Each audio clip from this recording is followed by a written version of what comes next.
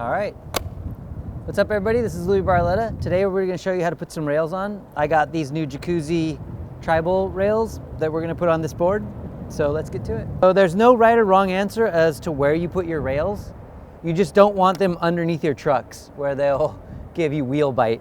So some people put them in on angles, some people put them straight, some people put them in really close, some people put them really far away. I'm going to put them in about an inch in, and that way it gets the perfect sweet spot of the concave where you could still slide and lift your board up. All right, so you have your screw, you got your holes.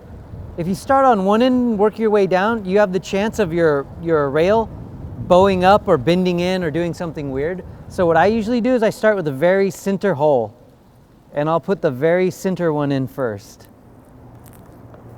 So just apply pressure down, twist, and it should screw on.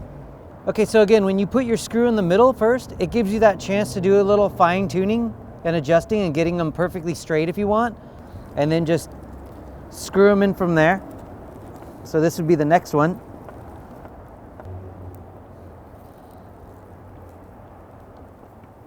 All right, so that's how you put rails on a skateboard.